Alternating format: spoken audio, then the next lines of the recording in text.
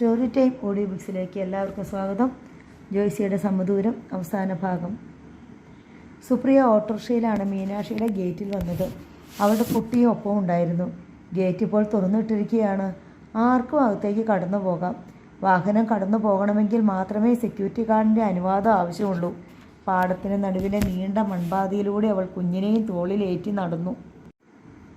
മീനാക്ഷിയുടെ വീട്ടുവളപ്പിലേക്കുള്ള ഗേറ്റും തുറന്നു കിടന്നിരുന്നു. വീടിന് മുമ്പിലുണ്ടായിരുന്ന സെക്യൂരിറ്റി ഗാർഡിനോട് അവൾ തൻ്റെ ആഗമനോദ്ദേശം അറിയിച്ചു.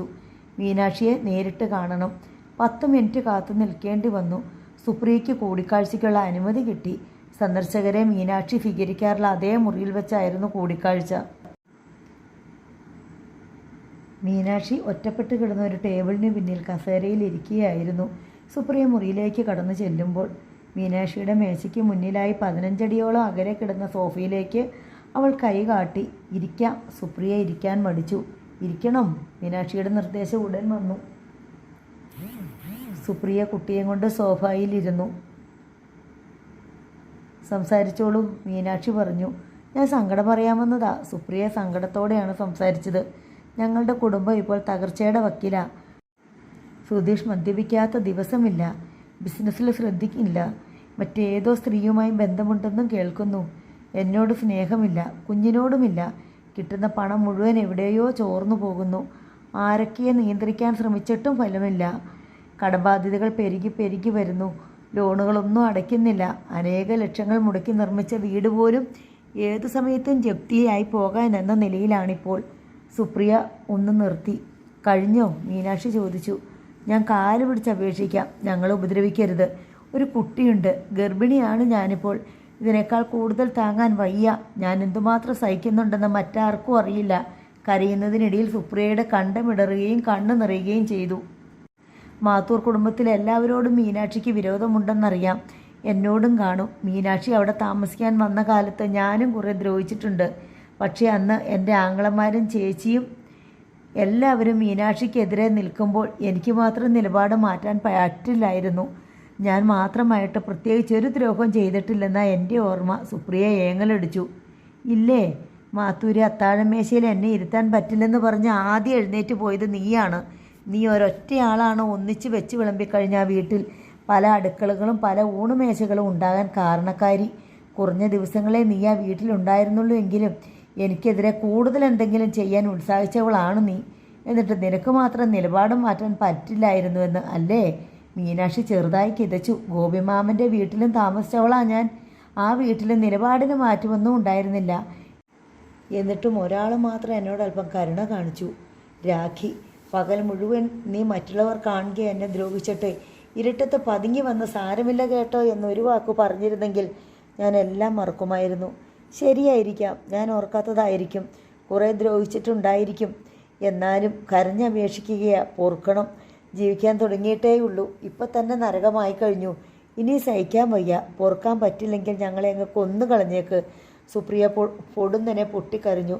അമ്മ കരയുന്നത് കണ്ട് കുഞ്ഞും കരയാൻ തുടങ്ങി. മീനാക്ഷിയുടെ ചോര ഒന്ന് തിളച്ച് പൊന്തിയതാണ്. ചോദിക്കാൻ 1000 ചോദ്യങ്ങൾ കൂരമ്പ് പോലെ മനസ്സിൽ പൊന്തി വന്നതാണ്. എന്തുകൊണ്ടോ പെട്ടെന്നടങ്ങി. ചോര തണുത്ത് പിൻവലിഞ്ഞു.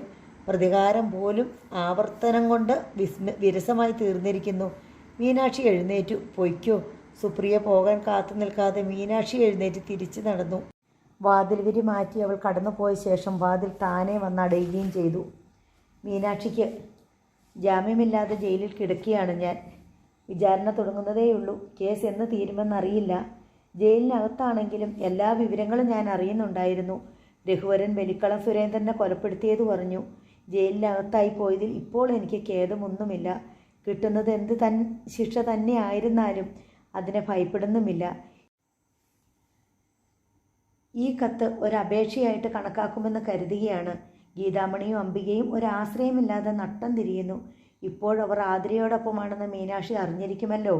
2 തവണ അവർ മീനാക്ഷിയെ കാണാൻ വേണ്ടി പുതുനഗരത്തിൽ വന്നു. അപ്പോഴൊന്നും അവർക്ക് അകത്തേക്ക് കടക്കാൻ അനുവാദം കിട്ടിയില്ല. കഴിഞ്ഞ ദിവസം അവർ ജയിലിൽ വന്ന് എന്നെ കണ്ടിരുന്നു. ഗീതാമണിയും അംബികയും ദിലീപിൻ്റെയും ആതിരയുടെയും കൂടെ താമസിക്കുന്നത് ആതിരയ്ക്ക് ഇഷ്ടമല്ലെന്ന് പറഞ്ഞു. അംബിക കുട്ടിയാണ്, വളർന്നു വരുന്നതേയുള്ളൂ. അവളുടെ പഠിപ്പ് പോലും എങ്ങും എത്തിയിട്ടില്ല. അവൾ മീനാക്ഷിക്ക് ഒരു ദ്രോഹവും ചെയ്തിട്ടില്ല എന്നാണ് എൻ്റെ ഓർമ്മ. ആതിരയുടേത് എന്ന പോലെ അവളുടെ ഭാവിയും മീനാക്ഷി ഏറ്റെടുക്കണമെന്നാണ് എൻ്റെ അപേക്ഷ. കഴിയുമെങ്കിൽ അവരോട് പൊറുക്കുക. താഴെ ചന്ദ്രബാബു എന്നെഴുതി ഒപ്പിട്ടിരിക്കുന്നു.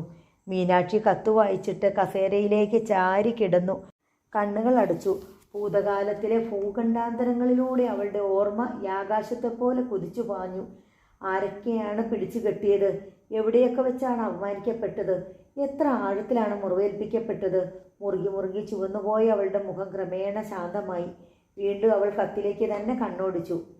ഗോപിനാഥൻ കല്യാണി റൈസ് മില്ലിൻ്റെ ഓഫീസ് റൂമിലായിരുന്നു. പ്യൂൺ വന്ന് അയാളോട് പറഞ്ഞു, ഒരു സ്ത്രീ കാണാൻ വന്ന് നിൽപ്പുണ്ട്.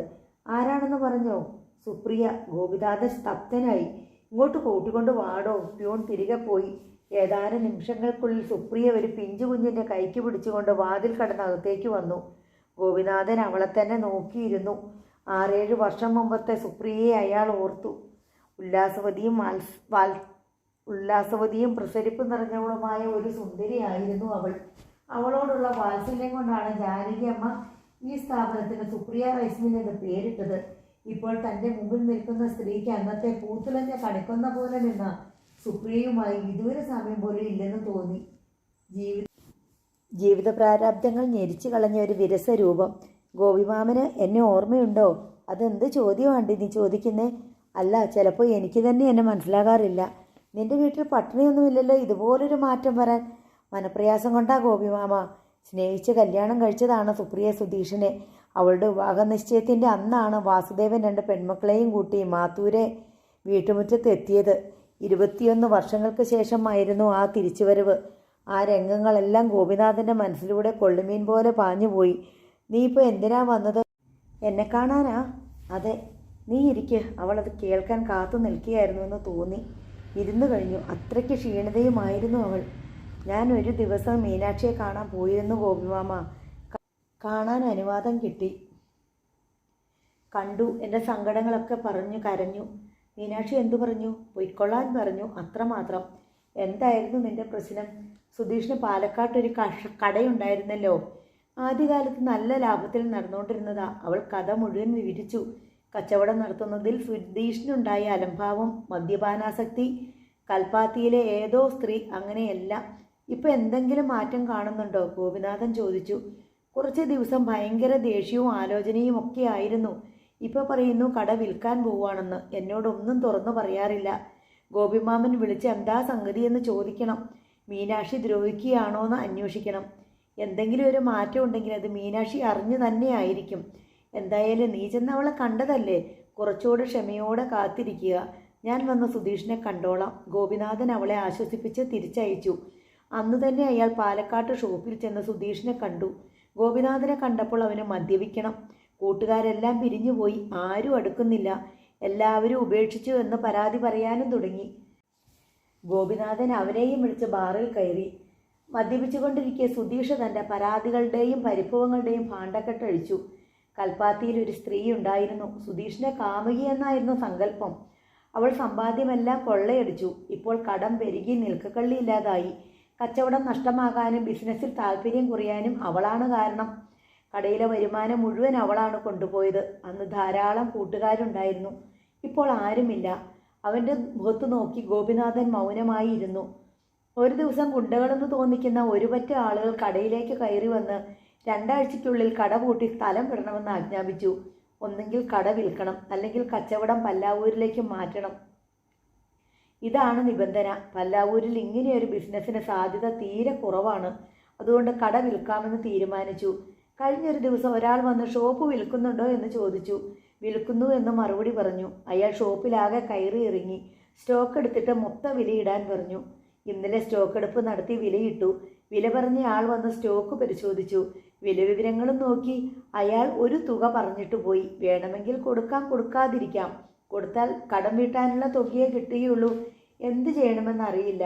ഇത്രയും പറഞ്ഞപ്പോഴേക്ക് ഗോപിനാഥന് കാര്യങ്ങൾ മനസ്സിലായി. അയാൾ പറഞ്ഞു, സുധീഷേ, നീ കട വിൽക്കുക, കടങ്ങൾ വീട്ടുക, എന്നിട്ട് വീട്ടിൽ പോയി നിൽക്കുക. ഒന്നും ചെയ്യാതെ എങ്ങനെ ജീവിക്കും? ബാങ്ക് ലോണിൻ്റെ തവണകൾ അടഞ്ഞു പോകണം. തറവാട്ടിൽ നിന്ന് ഓഹരി വാങ്ങി പിരിഞ്ഞു പോകുന്നതിനാൽ അവിടെ നിന്ന് ഒരു സഹായവും ഉണ്ടാവില്ല. ഇവിടെ ഇങ്ങനെ ഒരു കടയുള്ളത് കൊണ്ട് കടം ചോദിച്ചാൽ ആരെങ്കിലും തരും. കട പൂട്ടി വീട്ടിൽ ചെന്നാൽ കടം തരാനും ആരും ഉണ്ടാവില്ല. സുധീഷ് തൻ്റെ ആശങ്കകൾ വെളിപ്പെടുത്തി. സാരമില്ല, നീ വീട്ടിൽ വെറുതെ നിന്നാൽ മതി. എന്തെങ്കിലും വഴിയുണ്ടാകും. ഗോപിമാമൻ സഹായിക്കൂ എന്നെ. ആരെങ്കിലും സഹായിക്കും. ഇപ്പം തന്നെ നിന്റെ കൂട്ടുകാർ എങ്ങനെ പിരിഞ്ഞുപോയി. നിന്റെ വരുമാനം മുഴുവൻ കവർന്നെടുത്തുകൊണ്ടിരുന്ന നിന്റെ രഹസ്യക്കാരി എവിടെ മുങ്ങി? ആരാണ് നിന്നോട് കട വിറ്റിട്ട് സ്ഥലം വിടണമെന്ന് പറഞ്ഞത്? ആരാണ് നിന്റെ ഷോപ്പിന് വിലയിട്ടത്? വളരെ കുറച്ച് ദിവസങ്ങൾക്കിടയിലാണ് ഈ സംഭവങ്ങളെല്ലാം നടന്നത്. ആരാണ് ഇതിൻ്റെ എല്ലാം പിന്നിൽ? സുധീഷ് ഗോപിനാഥൻ്റെ മുഖത്തേക്ക് തന്നെ തുറച്ചു നോക്കിക്കൊണ്ടിരുന്നു. നിനക്ക് തിരിച്ചു വരാൻ ഒരു അവസരം തന്നിരിക്കുക. വീണ്ടും ഒരിക്കൽ കൂടി അത് കിട്ടിയെന്ന് വരില്ല. അവൻ്റെ കണ്ണിലെ ചോദ്യമടങ്ങി. അവന് ഉത്തരം കിട്ടിയെന്ന് ഗോപിനാഥന് തോന്നി. ഓട്ടോറിക്ഷയിൽ നിന്ന് ഇറങ്ങിയിട്ട് ഗീതാമണിയും അംബികയും ഗേറ്റിലേക്ക് നോക്കി. വിക്കറ്റ് ഗേറ്റ് തുറന്നു കിടക്കുന്നു. അവർ ഗേറ്റിനരികെ ചെന്ന് നോക്കി. കാവൽപുരയിൽ ഗാർഡ് ഇരിപ്പുണ്ട്. അയാൾ ഗീതാമണിയെയും അംബികയെയും നോക്കിയിട്ട് പഴയ മട്ടിൽ തന്നെ ഇരുന്നു. കഴിഞ്ഞ 2 തവണയും വന്നപ്പോൾ അയാൾ തങ്ങളെ തടഞ്ഞു നിർത്തിയത് ഗീതാമണിയെ ഓർമ്മിച്ചു. അതുകൊണ്ട് അറച്ചറച്ചാണ് അവർ രണ്ടുപേരും വിക്കറ്റ് ഗേറ്റ് കടന്നത്. എന്നാൽ ഇത്തവണ അവർ കടന്നു പോകുന്നത് നോക്കുക പോലും ഉണ്ടായില്ല. എരിവെയിലത്ത് നീണ്ട മൺപാത താണ്ടി അവർ മീനാക്ഷിയുടെ ബംഗ്ലാവിലെത്തി. അവിടെ വീട്ടുവളപ്പിലേക്കുള്ള ഗേറ്റ് തുറന്നു കിടന്നിരുന്നു. എങ്ങോട്ട് തിരിയണമെന്നറിയാതെ, ഏത് നടപ്പാതയിലൂടെ കയറി ചെല്ലണമെന്നറിയാതെ അവർ ഗേറ്റിനപ്പുറം അല്പനേരം ശങ്കിച്ചു നിന്നു. വളപ്പിൽ അവിടെവിടെ ഗ്യാരേജുകളും ജോലിക്കാർക്കുള്ള ഷെഡുകളും ഔട്ട് ഹൗസുകളും മറ്റും കാണാമായിരുന്നു. എവിടേക്കാണ് ചെല്ലേണ്ടതെന്ന് ഗീതാമണിക്ക് മനസ്സിലായില്ല. ചുറ്റുവരാന്തയും ഉരുളൻ തൂണുകളുമുള്ള മാളയക്കെട്ടിലേക്ക് തന്നെ അവർ ചെന്നു. ഒരു സെക്യൂരിറ്റി ഗാർഡ് അവരെ സമീപിച്ച് പറഞ്ഞു, നിങ്ങൾക്ക് ആ വരാന്തയിലേക്ക് കയറിയിരിക്കാം. ഗ്രാനൈറ്റ് പലകൾ പാകിയ വരാന്തയിൽ അവരുടെ പ്രതിബിംബം തെളിഞ്ഞു. വരാന്തയിൽ സന്ദർശകർക്ക് വേണ്ടിയുള്ള കമനീയമായ ഇരിപ്പിടങ്ങളിൽ ഇരിക്കാൻ അവർക്ക് മനസ്സ് വന്നില്ല. അല്പം കഴിഞ്ഞപ്പോൾ നീളൻ വരാന്തയുടെ മധ്യഭാഗത്ത് സ്റ്റെയർ കേസ് തുടങ്ങുന്നതിനപ്പുറത്തു നിന്ന് സാരി ധരിച്ച ഒരു സുന്ദരി നടന്നു വരുന്നത് കാണായി. മീനാക്ഷിയാണെന്ന് അവർ ആദ്യം കരുതി. കുറേ അടുത്ത് വന്നപ്പോഴേ ആളെ തിരിച്ചറിഞ്ഞുള്ളൂ. അറിയൂ എന്നെ? അവൾ അരികെ വന്ന് പുഞ്ചിരിയോടെ ചോദിച്ചു. ഗോപിമാമൻ്റെ രാഖിയല്ലേ? ഗീതാമണി അതിശയിച്ചു പോയി. അതെ, വാ. ഗീതാമണി സംശയിച്ച് ചുറ്റും നോക്കി. രാഖി അമ്പിയുടെ കൈപിടിച്ച് നടന്നു കഴിഞ്ഞു. ഗീതാമണി അവരെ പിന്തുടർന്നു. ആദ്യം ലിഫ്റ്റ്, പിന്നെ ചെറിയൊരു സ്റ്റെയർ കേസ്, അത് കഴിഞ്ഞപ്പോൾ നീണ്ട ഒരു ഇടനാഴി, ആഡംബരപൂർണമായ സ്വീകരണത്തളം, ഒടുവിൽ കമാനാകൃതിയിലുള്ള ഒരു വാതിൽ. വാതിൽ കടന്ന് അകത്തേക്ക് ചെന്ന ഗീതാമണിയും അംബികയും അത്ഭുതസ്തബ്ധരായി നിന്നുപോയി. പുഞ്ചിരിയോടെ കാത്തു നിൽക്കുന്ന മാധവിയമ്മ, ശ്രീനിവാസൻ, കൃഷ്ണകുമാരി, അവർക്ക് പിന്നിലായി നയനമോൾ. ദിനേശൻ സെല്ലിൽ തനിച്ചായിരുന്നു. ഷൂസിൻ്റെ ഒച്ച അടുത്തടുത്ത് വരുന്നത് അവന് കേൾക്കാമായിരുന്നു. വാർഡർമാരിൽ ആരോ വരികയാണ്. ദിനേശൻ്റെ സെല്ലിന് മുമ്പിൽ കനത്ത കാലച്ചകൾ അവസാനിച്ചു. ഹെഡ് വാർഡനും ഗാർഡുമാണ് എത്തിയിരിക്കുന്നത്. ദിനേശൻ എഴുന്നേറ്റു. ഗാർഡ് താക്കോലിട്ട് സെല്ലിൻ്റെ അടിവാതിൽ തുറന്നു. വാർഡൻ ദിനേശനെ അടിമുടിയൊന്ന് നോക്കി. നിന്നെ സൂപ്രണ്ട് വിളിക്കുന്നു, അയാൾ അറിയിച്ചു. ദിനേശൻ അടിവാതിലിന് നേർക്ക് നീങ്ങി. വാർഡറുടെയും ഗാർഡിൻ്റെയും പിന്നാലെ അവൻ ജയിൽ കെട്ടിടത്തിൻ്റെ നീണ്ട വരാന്തയിലൂടെ നടന്നു പോയിക്കൊണ്ടിരുന്നു. സൂപ്രണ്ടിൻ്റെ ഓഫീസിന് മുന്നിൽ ദിനേശൻ്റെ പാദങ്ങൾ നിശ്ചലമായി. വാർഡൻ ഓഫീസിൻ്റെ വാതിൽ തുറന്ന് അകത്തേക്ക് പോയി. ഗാർഡ് പുറത്തു തന്നെ നിന്നു. വാർഡൻ തിരികെ വന്ന് ദിനേശനോട് പറഞ്ഞു, അകത്തേക്ക് കയറി ചെല്ല്. ദിനേശൻ വാതിൽ കടന്നു ചെന്നു. സൂപ്രണ്ട് ഓഫീസ് ടേബിളിനപ്പുറം കസേരയിൽ ഇരിപ്പുണ്ടായിരുന്നു. അയാൾ ദിനേശനെ അടിമുടി നോക്കി. ഒരു ഫയൽ അയാളുടെ മുമ്പിൽ മേശപ്പുറത്ത് തുറന്നു വെച്ചിരുന്നു. എത്ര വർഷമായി നീ ജയിലിൽ കയറിയിട്ട്? 5.5 വർഷം കഴിഞ്ഞു, ദിനേശൻ പറഞ്ഞു. കഴുമരത്തിൽ പോകേണ്ടവനായിരുന്നു നീ, അല്ലേ? അതെ. സുപ്രീം കോടതി ചെന്ന് തലയൂരി. നിന്റെ ആയുസ് എത്തിയിട്ടില്ലായിരുന്നു, അല്ലെങ്കിൽ നീ രക്ഷപ്പെടാൻ ഒരു സാധ്യതയുമില്ല. ദിനേശൻ മുഖം കുനിച്ചു. നിന്റെ റിലീസിംഗ് ഓർഡർ എത്തിയിട്ടുണ്ട്. നാളെ നിനക്ക് പോകാം. ദിനേശൻ ആ കേട്ടത് ഒരു അശരീരിയാണെന്ന് തോന്നി. ആദ്യം വിശ്വാസം വരാതെ അവൻ സൂപ്രണ്ടിൻ്റെ മുഖത്തേക്ക് തുറച്ചു നോക്കി. എന്താ, നിനക്ക് വിശ്വാസമായില്ലേ? ഇന്നൊരു രാത്രി കൂടി നീ ജയിലിൽ കഴിച്ചു കൂട്ടിയാൽ മതി. നിന്നെ നാളെ മോചിപ്പിക്കാനുള്ള ഓർഡർ വന്നിട്ടുണ്ട്. ദിനേശൻ അനങ്ങിയില്ല. ഇനിയെങ്കിലും മര്യാദയ്ക്ക് ജീവിച്ചേക്കണം. ജയിലിൽ നിന്റെ പേഴ്സണൽ റെക്കോർഡ്സ് നല്ലതായിരുന്നു. പുറത്തും അതുപോലെ തന്നെ ആയാൽ നിനക്ക് കൊള്ളാം. ബന്ധുക്കളില്ലേ നിനക്ക്? ഉവ്വ്. നീ എങ്ങനെ ജീവിക്കും? നിനക്ക് എന്ത് ജോലി അറിയാം? ട്രാക്ടർ ഉപയോഗിച്ച് നിലവിടുന്ന ജോലിയായിരുന്നു എനിക്ക്. നീ വിവാഹം കഴിച്ചതാണോ? അല്ല. അത് നന്നായി. ദിനേശൻ മൗനമായി നിന്നു. നാളെ നിനക്ക് ഇവിടുന്ന് പോകാം. അത് നിന്നോട് നേരിട്ട് പറയാൻ വേണ്ടി വിളിച്ചതാ. പൊയ്ക്കോ, സൂപ്രണ്ട് പറഞ്ഞു നിർത്തി. നന്ദി പറഞ്ഞ് അവൻ സൂപ്രണ്ടിൻ്റെ മുറിയിൽ നിന്ന് ഇറങ്ങി ജയിൽ കെട്ടിടത്തിൻ്റെ നീളൻ വരാന്തയിലൂടെ നടക്കുമ്പോൾ അവൻ്റെ പാദങ്ങൾ ഇടറുന്നുണ്ടായിരുന്നു. തിരികെ തടവറയിൽ എങ്ങനെ എത്തിയെന്ന് പോലും ദിനേശന് അറിയില്ലായിരുന്നു. അവൻ്റെ കണ്ണുകൾ തുളുമ്പി ഒഴുകിക്കൊണ്ടിരുന്നു. തൻ്റെ സ്ലാബിൽ ചെന്നിരുന്നിട്ട് അവൻ അഴിവാതിലിന് നേർക്ക് നോക്കി. അതടഞ്ഞു കിടക്കുന്നു. താൻ സൂപ്രണ്ടിനെ ചെന്ന് കണ്ടതും മുറിയിൽ തിരിച്ചെത്തിയതും കേവലം മായക്കാഴ്ചകളായിരുന്നുവെന്ന് അവന് തോന്നി. പതുക്കെ പതുക്കെ അത് സത്യമാണെന്ന ബോധം അവൻ്റെ മനസ്സിലേക്ക് അരിച്ചു കയറി. പുറം കൈകൊണ്ട് അവൻ നിറകണ്ണുകൾ തൂത്തു. നാളെ താൻ മോചിതനാകുന്നു. കഴുമരത്തിൻ്റെ ചൂട്ടിൽ നിന്നാണ് അവിശ്വസനീയമായ ഈ മടക്കയാത്ര. ജയിലിനുള്ളിൽ എത്തിയിട്ട് 5.5 വർഷം. തൻ്റെ യൗവനത്തിൽ നിന്നും പാഴായിപ്പോയ 5.5 വർഷം. താനൊരു കൊലപ്പുള്ളിയാകാതെ കൊല്ലങ്കോട്ട് തന്നെ ജീവിതം തുടർന്നിരുന്നെങ്കിൽ എന്തൊക്കെ സംഭവിക്കുമായിരുന്നു? ഇതിനകം തൻ്റെ വിവാഹം കഴിയുമായിരുന്നിരിക്കാം. ഭാര്യയും കുട്ടികളുമുള്ള ഒരു വീടും ഉണ്ടാകുമായിരുന്നിരിക്കാം. വലിയ വ്യതിയാനങ്ങളൊന്നും വരാനിടയില്ലാത്ത ഒരു ജീവിതമായിരുന്നു തൻ്റേത്. പനങ്ങാട്ടിരിയിലെ കളത്തിലേക്ക് വാസുദേവനെയും 2 പെൺമക്കളെയും കൂട്ടിക്കൊണ്ടു വന്നത് അവൻ ഓർത്തു. നിസ്സഹായരായ 3 മനുഷ്യജീവികൾക്ക് താൽക്കാലികമായി അഭയം കൊടുക്കുകയായിരുന്നു താൻ. വാസുദേവനും മീനാക്ഷിയും കല്യാണിയും എല്ലാം അവൻ്റെ മനസ്സിൽ തെളിഞ്ഞു. മീനാക്ഷിക്ക് പാവാടയും ധാവണിയുമാണ് വേഷം. അവൾ കളത്തിനപ്പുറത്തെ തെങ്ങിൻതോപ്പിൽ തേങ്ങ പൊഴിഞ്ഞു വീണിട്ടുണ്ടോ എന്ന് നോക്കി നടക്കുകയാണ്. കല്യാണി ഒരു പേരയ്ക്ക കടിച്ചുകൊണ്ട് ചിറയ്ക്കപ്പുറമുള്ള പാറയ്ക്ക് മീതെ കയറി നിൽക്കുന്നു. കാറ്റത്ത് അവളുടെ മുടി പാറി പറക്കുന്നുണ്ട്. മഞ്ഞ നിറമുള്ള ഒരു പാവാടയും ബ്ലൗസുമാണ് അവൾ അണിഞ്ഞിരിക്കുന്നത്. ആ ചിത്രങ്ങളെല്ലാം സുഗത സ്വപ്നം പോലെ മനോഹരമാണെന്ന് അവന് തോന്നി. പനങ്ങാട്ടിരിയിലെ കളപ്പുരയിൽ മാനഭംഗപ്പെട്ട നിലയിൽ വെറും തറയിൽ കിടന്ന കല്യാണിയുടെ രൂപം അവനെ ഞെട്ടിച്ചു. അവൻ പിന്നോട്ടൊന്ന് തിരിഞ്ഞു നോക്കി. തലയോട് തകർന്ന ഒരു മനുഷ്യ ശരീരം. ബലിക്കളം മണിയാണത്. മുഖം നിറയെ ചോര. ആ കടും ചുവപ്പിലും തുറച്ചു നിന്ന 2 കണ്ണുകൾ. ഒരു കൊലപാതകം കൊണ്ട് താൻ എന്ത് നേടി?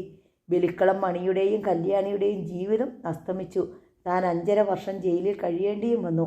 അതാണ് ആകത്തുക. എങ്കിലും അതെല്ലാം കഴിഞ്ഞു പോയിരിക്കുന്നു. നാളെ മോചനം.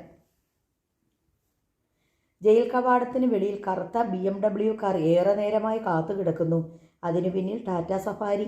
കാർത്തികേയനും അംഗരക്ഷകരും അസ്വസ്ഥരായി ടാറ്റ സഫാരിക്ക് പുറമെ ഇറങ്ങി നിന്ന് അസ്വസ്ഥത പ്രകടിപ്പിക്കുന്നുണ്ട്.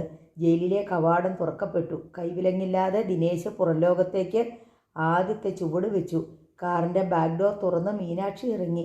കാർത്തികേയനും സംഘവും ജാഗരൂകരായി നിന്നു. മീനാക്ഷി ദിനേശൻ്റെ സമീപത്തേക്ക് നടന്നു ചെന്നു. അവൻ അവളുടെ മുഖത്തേക്ക് നോക്കി മന്ദഹസിച്ചു. അവളും പുഞ്ചിരിച്ചു. ഒരുപാട് നേരമായോ കാത്തു നിൽക്കാൻ തുടങ്ങിയിട്ട്? ദിനേശൻ ചോദിച്ചു. അവൾ മൂളി. വീട്ടിൽ നിന്നാരും വന്നില്ലേ? എല്ലാവരും പോരാൻ റെഡിയായിരുന്നു. ഞാൻ ഗോപിമാമനോട് പറഞ്ഞു, ആരും പോരണ്ട, ഞാൻ ദിനേശേട്ടനെ വീട്ടിൽ കൊണ്ടുവന്ന് തരാമെന്ന്. അതെൻ്റെ ഒരു ആഗ്രഹമായിരുന്നു. ദിനേശൻ തല തിരിച്ച് ജയിൽ കവാടത്തിന് നേർക്ക് നോക്കി. അതിൻ്റെ വാതിൽ അടഞ്ഞു കഴിഞ്ഞിരുന്നു. വാ, നമുക്ക് പോകാം. അവൾ കാറിനടുത്തെത്തി. മീനാക്ഷി ഡോർ തുറന്നു പിടിച്ചു. കയറിക്കോളൂ ദിനേശേട്ടാ. അവൻ കാറിനുള്ളിലേക്ക് കയറിയിരുന്നു. മറുവശത്തെ ഡോർ തുറന്ന് മീനാക്ഷിയും കയറി. കാർത്തികേയനും മറ്റും ടാറ്റ സഫാരിയിൽ കയറി.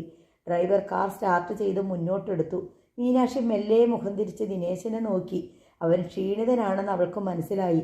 കൺതടങ്ങളിലെ കറുപ്പ്, തളർന്ന പോലുള്ള ഇരിപ്പ്. മരണക്കുരുക്കിനും നവനുമിടയിൽ വളരെ കുറച്ച് അകലം മാത്രമേ ഉണ്ടായിരുന്നുള്ളൂ എന്ന് അവൾ ഓർത്തു. അവിടെ നിന്നുള്ള തിരിച്ചുവരവാണിത്. മീനാക്ഷി അവൻ്റെ അടുത്തേക്ക് നീങ്ങിയിരുന്നു. അവൻ്റെ തന്നെ കാൽമുട്ടുകളിൽ തളർന്നിരുന്ന കരം മെല്ലെ എടുത്തു. തൻ്റെ വിരലുകൾ കൊണ്ട് അവൾ ആ കൈത്തരം പൊതിഞ്ഞു പിടിച്ചു. അത് വിറകൊള്ളുന്നുവെന്ന് അവൾക്ക് തോന്നി. ദിനേശേട്ടന് എന്തു പറ്റി? ഞാൻ മുമ്പ് ജയിലിൽ വെച്ച് വന്ന് കണ്ടപ്പോഴൊക്കെ ഇതിനേക്കാൾ ഉന്മേഷവാനായിരുന്നല്ലോ. ഇന്നലെ ഒരു ദിവസം കൊണ്ട് ഞാൻ തളർന്നുപോയി, അവൻ പതിയെ പറഞ്ഞു. ജയിൽ സൂപ്രണ്ട് എന്നെ വിളിച്ച് നാളെ വിട്ടയക്കുമെന്ന് പറഞ്ഞ ആ നിമിഷം മുതൽ. മീനാക്ഷി അവൻ്റെ മുഖത്തേക്ക് തന്നെ സൂക്ഷിച്ചു നോക്കി. ഇന്നലെ രാത്രിയൊന്നും ഞാൻ ഒട്ടും ഉറങ്ങിയില്ല. ഉറക്കം വന്നില്ല. പകരം നാടകത്തിലെ പോലെ രംഗങ്ങൾ വന്നുകൊണ്ടേയിരുന്നു. ആളുകൾ വരുന്നത് ഞാൻ കണ്ടു. അവർ സംസാരിക്കുന്നത് കേട്ടു. അവരുടെ കാലച്ച പോലും എനിക്ക് കേൾക്കാമായിരുന്നു. ഞാൻ ജയിലിലല്ലായിരുന്നു. നാളെ നിന്നെ വിട്ടയക്കുമെന്ന് സൂപ്രണ്ട് പറഞ്ഞ ആ നിമിഷം ഞാൻ ജയിലിൽ നിന്ന് പുറത്തു ചാടി. കാഴ്ചകൾ കണ്ടു നടക്കാൻ തുടങ്ങി. കഴിഞ്ഞ കാലത്തിൻ്റെ വഴികളിൽ കൂടിയാണ് നടന്നത്. ഞാനൊരു കുട്ടിയെപ്പോലെ നടന്ന് കൊല്ലങ്കോട്ടെത്തി. അച്ഛൻ്റെ കൂടെ ഞാൻ ആദ്യമായിട്ട് നെന്മാറയ്ക്ക് പോയി. മാത്തൂരെ വരാന്തിയിൽ ചെന്ന് ഉറക്കം തൂങ്ങിക്കൊണ്ടിരുന്ന് കള്ളിയാൽ കളി കണ്ടു. നേരം വിളക്കം വരെ ഞാനങ്ങനെ അലഞ്ഞു നടന്നു മീനാക്ഷി, ദിനേശൻ പറഞ്ഞു നിർത്തി. മീനാക്ഷി അലിവോടെ അവനെ നോക്കി. വേണമെങ്കിലൊന്ന് ഉറങ്ങിക്കോ, അവൾ പതിഞ്ഞ സ്വരത്തിൽ പറഞ്ഞു. അവൻ സീറ്റിലേക്ക് ചാരി കണ്ണടച്ച് കിടന്നു. അല്പസമയത്തിനുള്ളിൽ അവൻ മയക്കത്തിലാണ്ടു. മീനാക്ഷിയുടെ മാളികക്കെട്ടിന് മുമ്പിൽ കാർ നിർന്നു. തൻ്റെ തോളത്തേക്ക് തലതാഴ്ചുറങ്ങിയിരുന്ന ദിനേശനെ മീനാക്ഷി തട്ടി ഉണർത്തി. അവൻ കാറിലിരുന്നു കൊണ്ട് കണ്ണ് തിരുമ്മി നാലുപാടും നോക്കി. എവിടെയാണ് എത്തിച്ചേർന്നിരിക്കുന്നതെന്ന് അവന് മനസ്സിലായില്ല. മീനാക്ഷി ഡോർ തുറന്നിറങ്ങി. പിന്നെ ദിനേശനും ഇറങ്ങി. വാ, അവൾ മുമ്പേ നടന്നു. ദിഗ്ഭ്രംശം സംഭവിച്ചവരെ പോലെ പിന്നാലെ ദിനേശനും. ഉരുളൻ തൂണുകളുള്ള വിശാലമായ വരാന്തയിലൂടെ നടന്ന അവർ ലിഫ്റ്റിന് ചുവട്ടിലെത്തുമ്പോഴേക്ക് രാഖി മുകളിൽ നിന്ന് കോണിപ്പടിയിലൂടെ ഓടി ഇറങ്ങി വന്നു. ദിനേശിനെ കണ്ട് ആരോ പിടിച്ചു നിർത്തിയതുപോലെ രാഖി സ്തബ്ധയായി നിന്നു. അവൾ കിതച്ചും കൊണ്ട് ദിനേശനെ നോക്കി. അവളുടെ കണ്ണുകൾ നിറഞ്ഞു വന്നു. ദിനേശനും അത്ഭുതസ്തബ്ധനായി നിന്നു. അവൻ അവളുടെ അടുത്തേക്ക് ചെന്നു. ഒറ്റ നോട്ടത്തിൽ നിന്നെ കണ്ടിട്ട് ഞാൻ അറിഞ്ഞില്ലല്ലോ മോളെ, അവൻ ആനന്ദാശ്രുക്കളോടെ പറഞ്ഞുകൊണ്ട് അവളുടെ കരം ഗ്രഹിച്ചു. അവൾ വിങ്ങി കരയാൻ തുടങ്ങിയപ്പോൾ അവൻ അവളെ ആശ്ലേഷിച്ച് പുറത്ത് തട്ടി ആശ്വസിപ്പിച്ചു. മീനാക്ഷി മന്ദഹാസത്തോടെ അത് നോക്കി നിന്നു. രാഖി കണ്ണും കവിളും തുടച്ചിട്ട് ദിനേശിനെയും കൂട്ടി മീനാക്ഷിയോടൊപ്പം ലിഫ്റ്റിൽ കയറി. 2ാം നിലയിൽ എത്തിയ ശേഷം അവർ ലിഫ്റ്റിൽ നിന്നിറങ്ങി. മീനാക്ഷി അവനെ ഒരു റൂമിലേക്ക് ആനയിച്ചു. രാഖി അവരെ അനുഗമിച്ചു. റൂമിലെ വാർഡ്രോബ് തുറന്ന് കാണിച്ചിട്ട് മീനാക്ഷി പറഞ്ഞു, ദിനേശേട്ടാ, ഇതിനകത്ത് വെച്ചിരിക്കുന്നതെല്ലാം ദിനേശേട്ടൻ്റെ പാകത്തിലുള്ള ഡ്രസ്സുകളാണ്. ദാ അത് ഡ്രസ്സിംഗ് ടേബിൾ, കോസ്മെറ്റിക്സുകളെല്ലാം അവിടെയുണ്ട്, ഷേവിങ്ങിനുള്ളതുൾപ്പെടെ. അവൾ അവന് ബാത്റൂം കാട്ടിക്കൊടുത്തു. മീനാക്ഷിയും രാഖിയും മുറിവിട്ടിറങ്ങി. മുറ്റത്തിന് താഴെ റോഡരിയിൽ കാർ വന്ന് നിൽക്കുന്നത് കണ്ട് വരാന്തയിലുണ്ടായിരുന്ന ഗൗരി അകത്തേക്ക് ഓടി. ഗോപിനാഥനോടും കൗസല്യയോടും അവൾ വിളിച്ചു പറഞ്ഞു, ദാ അവരെത്തി. ഗോപിനാഥനെ കൗസല്യയും വരാന്തയിലേക്ക് ഇറങ്ങി വന്നു. ദിനേശൻ്റെ ജയിൽ മോചനം പ്രമാണിച്ച് ഇന്നലെ തന്നെ ശ്രീജയും വിനോദും മലമ്പുഴയിൽ നിന്ന് എത്തിയിരുന്നു. അവരും വരാന്തയിലേക്ക് വന്നു. കാർ നിർത്തി ഇറങ്ങുന്നതേ ഉണ്ടായിരുന്നുള്ളൂ ദിനേശനും മീനാക്ഷിയും രാഖിയും. അവർ വന്ന കാറിന് പിന്നിൽ കാർത്തികേയൻ്റെ ടാറ്റ സഫാരി മൂകമായി കാത്തുകിടന്നു. ദിനേശനും മീനാക്ഷിയും കൂടി മുമ്പേ വീട്ടുമുറ്റത്തേക്ക് കയറി ചെന്നു. രാഖിക്ക് കാറിനുള്ളിൽ നിന്നൊരു ലെതർ ബാഗ് എടുക്കാനുണ്ടായിരുന്നു. ദിനേശൻ മുറ്റത്തേക്ക് കയറിയതും കൗസല്യ എൻ്റെ മോനെ എന്ന് നിലവിളിച്ച് ഓടി വന്ന് ആശ്ലേഷിച്ചു. അവർ കരയുകയും എന്തൊക്കെയോ പദം പറയുകയും ചെയ്തു. ഞാനിങ്ങ് തിരിച്ചു വന്നില്ലേ അമ്മേ, ഇനി എന്തിനാ കരച്ചിലും പിഴിച്ചിലും? ദിനേശൻ്റെ തൊണ്ടയിടറി. ശ്രീജയും ഗൗരിയും നിറകണ്ണുകളോടെ ദിനേശനെ നോക്കി നിന്നു. അവൻ ഓരോരുത്തരെയും അരികെ ചെന്ന് കുശലം ചോദിച്ചു. കരച്ചിലും ചിരിയും കൂടിക്കുഴഞ്ഞിട്ട് ആർക്കും ഒന്നും മിണ്ടാൻ പോലും കഴിയുമായിരുന്നില്ല. ദിനേശൻ ഒടുവിൽ ഗോപിനാഥൻ്റെ അടുത്ത് ചെന്നു.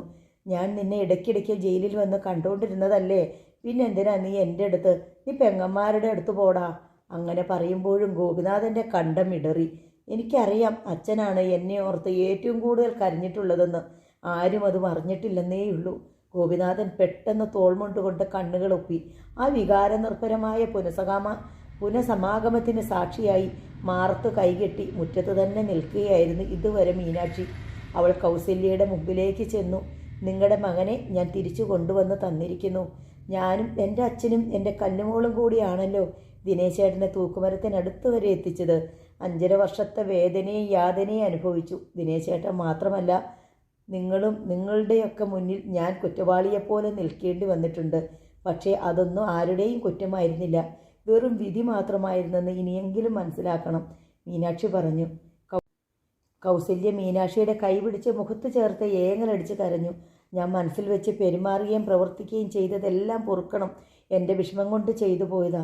സാരമില്ല, അമ്മയുടെ മകനെ തിരിച്ചു കിട്ടിയല്ലോ. മീനാക്ഷി ഗോപിനാഥൻ്റെ അരികെ ചെന്നു. ഗോപിമാമന് സന്തോഷമായില്ലേ? എൻ്റെ കൂടെ നിന്നതുകൊണ്ട് നഷ്ടമൊന്നും വന്നില്ലല്ലോ. നീ എന്താ മോളെ ഇങ്ങനെ പറയുന്നേ? ഞാൻ നിൻ്റെ കൂടെ നിന്നത് നഷ്ടവും ലാഭവും നോക്കിയാണോ? ഗോപിനാഥൻ തോൾമുണ്ടുകൊണ്ട് വീണ്ടും കണ്ണിൽ നനവൊപ്പി. അന്നും ഇന്നും ഞാൻ എൻ്റെ മനസാക്ഷിയുടെ കൂടെയേ നിന്നത്. എനിക്കറിയാം ഗോപിമാമനെ, എനിക്കറിയാം, മീനാക്ഷി പറഞ്ഞു.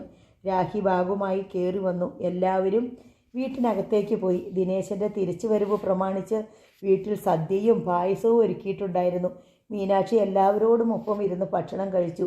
ശ്രീജയോടും വിനോദിനോടും ഗൗരിയോടും എല്ലാം കുശലാന്വേഷണം നടത്തി. ഉച്ചതിരിഞ്ഞ് മീനാക്ഷി തിരികെ പോകാനിറങ്ങി. കൂട്ടത്തിൽ രാഖിയെയും വിളിച്ചു. ദിനേശൻ്റെ അരികെ ചെന്ന് അവൾ യാത്ര പറഞ്ഞു. ദിനേശ് ചേട്ടൻ കുറച്ച് നാൾ വിശ്രമിക്കണം, സന്തോഷമായിട്ടിരിക്കണം. ഞാൻ പോയിട്ട് വരട്ടെ. ദിനേശൻ തലയാട്ടി. രാഖിയോടൊപ്പം മീനാക്ഷി ചെന്ന് കാറിൽ കയറി. പിന്നിലെ ചില്ലിലൂടെ അവൾ തിരിഞ്ഞ് മുറ്റത്തേക്ക് നോക്കി. മുറ്റത്തെല്ലാവരും നോക്കി നിൽപ്പുണ്ട്. കാർ സ്റ്റാർട്ടായി. അത് സാവധാനം മുന്നോട്ട് നീങ്ങി. കാർത്തികേയൻ്റെ ടാറ്റ സഫാരി അവളുടെ കാറിനെ അനുഗമിച്ചു. മീനാക്ഷിയുടെ കാർ കണ്ണിൽ നിന്ന് മറയുന്നത് വരെ ദിനേശൻ മുറ്റത്ത് തന്നെ നിന്നു. ഹാളിൽ എല്ലാവരും സന്നിഹിതരായിരുന്നു. കാർത്തികേയൻ ഒരു ഫയലുമായി അവിടേക്ക് കടന്നു വന്നു. അയാൾ ഒരു കസേരയിലിരുന്നു. മീനാക്ഷി നിർദ്ദേശിച്ചവരെല്ലാം അവിടെ എത്തിയിട്ടുണ്ടോ എന്ന് നോക്കി. ശ്രീനിവാസനും കൃഷ്ണകുമാരിയും രാഹുലും മണിമേഖലയും നയനമോളും ഒരു നീളൻ സോഫായിൽ, ഗീതാമണിയും ആതിരയും അംബികയും ദിലീപിനും മറ്റൊരു സോഫായിൽ, സുധീഷും സുപ്രിയയും കുട്ടിയും ഒരേ സെറ്റിയിൽ, ജയശ്രീയും ഇന്ദിരയും രേഷ്മയും കാർത്തികേയൻ അഭിമുഖമായുള്ള സെറ്റിയിൽ, ഗോപിനാഥനും ശ്രീജയും ഗൗരിയും രാഖിയും ദിനേശനും വിനോദും കൗസല്യയും വിവിധ കസേരകളിൽ, മാധവിയമ്മയും ഗോവിന്ദൻകുട്ടിയും ചന്ദ്രികയും പ്രമോദും ഭാര്യയും കുട്ടിയും കൂടി ചേർന്നപ്പോൾ അതൊരു കുടുംബയോഗമായി. വേലപ്പനും മീനാക്ഷിയും കൂടി വാതിൽ കടന്ന് ഹാളിലേക്ക് വന്നു. അവൾ മേശയ്ക്കപ്പുറത്തുള്ള കസേരകളിൽ ഇരിപ്പുറപ്പിച്ചു. 2-3 പ്രധാന കാര്യങ്ങൾ പറയാൻ വേണ്ടിയാ നിങ്ങളെ എല്ലാവരെയും ഇങ്ങോട്ട് വിളിപ്പിച്ചത്. മീനാക്ഷി അവിടെ സന്നിഹിതരായിരുന്നവരെ മാറി മാറി നോക്കിക്കൊണ്ടു പറഞ്ഞു. പയ്യലൂരിൽ മാത്തൂർ തറവാട് സ്ഥിതി ചെയ്തിരുന്ന പുരയിടം ഞാൻ ജപ്തി ചെയ്ത് കൈവശപ്പെടുത്തിയതാണ്. ആ തറവാട് പൊളിച്ചു കളഞ്ഞെങ്കിലും ആ തറവാടിനും പുരയിടത്തിനും കൂടി കിട്ടാവുന്നതിൽ കൂടുതൽ ഒരു വിലയാണ് ഞാൻ ഇട്ടിരിക്കുന്നത്. പൊളിച്ചു കളഞ്ഞ തറവാടിനും നല്ല മതിപ്പുവില തന്നെ ഇട്ടിട്ടുണ്ട്. ലക്ഷ്മി ഫിനാൻസിന് മാത്തൂരുകാരെ കൊടുത്തു തീർക്കാനുള്ള തുക അതിൽ നിന്നും പിടിച്ച ശേഷം ബാക്കി വരുന്ന തുക അതിൻ്റെ ഉടമസ്ഥർക്ക് ഉടൻ തന്നെ തിരിച്ചു നൽകാൻ ഏർപ്പാടാക്കിയിട്ടുണ്ട്. അതെത്രയാണെന്ന് കാർത്തികേയൻ പറയും. കാർത്തികേയൻ ഫയൽ തുറന്നു. 17 ലക്ഷം രൂപ. അത് ചന്ദ്രബാബുവിൻ്റെ കുടുംബത്തിനും ശ്രീനിവാസിൻ്റെ കുടുംബത്തിനും തുല്യമായി വീതിച്ചു നൽകും. വില കുറഞ്ഞു പോയെന്ന് ആർക്കെങ്കിലും തോന്നുന്നുണ്ടെങ്കിൽ അതിപ്പോൾ പറയണം, പിന്നീട് പരാതി വരരുത്. മീനാക്ഷി ശ്രീനിവാസനെയും ഗീതാമണിയെയും നോക്കി. ഗീതാമണി ശ്രീനിവാസൻ്റെ നേർക്ക് നോട്ടം അയച്ചു. ശ്രീനിവാസൻ അനങ്ങിയില്ല. അയാൾ സങ്കല്പിച്ചതിനേക്കാൾ വലിയ തുകയായിരുന്നു അത്. ആർക്കും എതിരഭിപ്രായമില്ലല്ലോ? മീനാക്ഷി ഒരിക്കൽ കൂടി ചോദിച്ചു. മറുപടി ഉണ്ടായില്ല.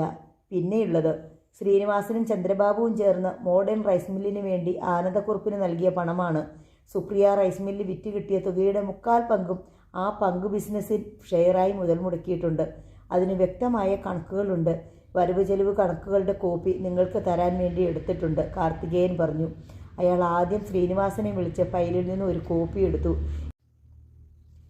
ഗീതാമണിക്കും ഒരു കോപ്പി കൊടുത്തു. കണക്കുകൾ നിങ്ങൾ പിന്നീട് സൂക്ഷ്മമായി പരിശോധിച്ച് എന്തെങ്കിലും പിശക് പറ്റിയിട്ടുണ്ടെങ്കിൽ അറിയിക്കേണ്ടതാണ്. തുടർന്ന് മീനാക്ഷിയാണ് സംസാരിച്ചത്. മോഡേൺ റൈസ് മിൽ അധികം വൈകാതെ തുറന്ന് പ്രവർത്തനം ആരംഭിക്കും.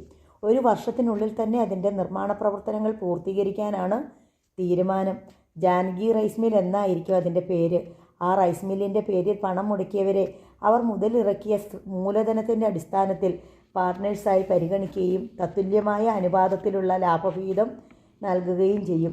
1 വർഷത്തിനുള്ളിൽ തന്നെ ഉൽപ്പാദനം തുടങ്ങാൻ കഴിയുമെന്നാണ് ഇപ്പോഴത്തെ കണക്കുകൂട്ടൽ. അതല്ല, പാർട്ണർഷിപ്പ് പിരിയാൻ ഉദ്ദേശമുള്ളവർക്ക് അവരവരുടെ മുടക്കുമുതൽ തിരിച്ചു കൊടുക്കുന്നതായിരിക്കും. എന്തു വേണമെന്നറിയാൻ ഗീതാമണിയും ശ്രീനിവാസനും പരസ്പരം നോക്കി. പെട്ടെന്ന് മറുപടി പറയാവുന്ന സംഗതിയല്ല എന്നറിയാം. അതുകൊണ്ട് ആലോചിച്ച് മറുപടി പറഞ്ഞാൽ മതിയാകും. അമ്മയുടെ പേരിൽ തുടങ്ങുന്ന റൈസ് മില്ലിലെ പങ്കാളിത്തം തുടരാൻ തന്നെയാണ് ഞങ്ങൾക്ക് താല്പര്യം. ശ്രീനിവാസൻ എഴുന്നേറ്റ് നിന്നു പറഞ്ഞു.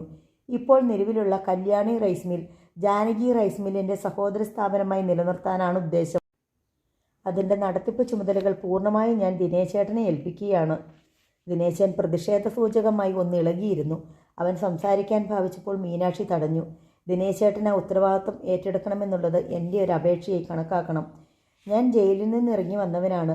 എനിക്ക് ട്രാക്ടർ കൊണ്ട് നിലവിടാനല്ലാതെ മറ്റൊരു പണിയും വശമില്ല. മില്ല് ലാഭത്തിൽ പ്രവർത്തിപ്പിക്കാനാണെങ്കിൽ അതേപ്പറ്റി നല്ലപോലെ അറിയാവുന്ന ആരെയെങ്കിലും ഏൽപ്പിക്കുന്നതല്ലേ നല്ലത്. 6 കൊല്ലം മുമ്പ് കൊല്ലങ്കോട്ട് വരുമ്പോൾ എട്ടുമുട്ടും തിരിയാത്ത ഒരു പെണ്ണായിരുന്നു ഞാൻ. ഒന്നും ഞാൻ തനിയെ പഠിച്ചതല്ല. ഇപ്പോഴുള്ളതൊന്നും തനിയെ നേടിയതുമല്ല. ഒരുപാട് പേരുടെ സഹായം എനിക്ക് കിട്ടിയിട്ടുണ്ട്. ഓരോന്നോരോന്നായിട്ട് ഞാനും പലതും പഠിച്ചു. ദിനേശേട്ടനും അത് സാധിക്കും. എന്നെ സഹായിച്ചവരെല്ലാം ദിനേശേട്ടനെ സഹായിക്കാനും പിന്തുണയ്ക്കാനും ഉണ്ടാവും. പിന്നെ ഞാനും. ദിനേശൻ പിന്നെ എതിർപ്പൊന്നും പറഞ്ഞില്ല. വേറെ വീട് വാങ്ങുകയോ സ്ഥലം വാങ്ങി വീട് വയ്ക്കുകയോ ചെയ്യുന്നത് വരെ ഇവിടെ ഉള്ളവർക്ക് ഇവിടെ തന്നെ താമസിക്കാം. ഇത് ഞാൻ ആരോടെങ്കിലും കാട്ടുന്ന കനിവായിട്ട് കരുതേണ്ട. എൻ്റെ പ്രതികാരത്തിന് വേണ്ടി പലരെയും ഞാൻ കരുവാക്കിയിട്ടുണ്ട്. ഇവിടെ ഇരിക്കുന്ന പലരോടും അനീതിയും അക്രമവും കാണിച്ചിട്ടുണ്ട്. അതിൽ കുറ്റബോധം തോന്നി പിഴയൊടുക്കുകയോ പശ്ചാത്തപിക്കുകയോ ചെയ്യുകയല്ല. ചെയ്തതൊന്നും തെറ്റായിപ്പോയെന്ന് തോന്നുന്നുമില്ല. എന്നോടും എൻ്റെ കുടുംബത്തോടും കാണിച്ച അനീതിയും അക്രമവും അതേ നാണയത്തിൽ തിരിച്ചു കൊടുക്കുകയാണ് ചെയ്തത്. ഇത്രയും മതിയെന്ന് തോന്നിയിട്ട് ഇപ്പോൾ എല്ലാം അവസാനിപ്പിക്കുകയാണ്. ശവത്തിൽ കുത്തി രസിക്കാൻ ഇഷ്ടമില്ലാത്തത് കൊണ്ട് മാത്രം.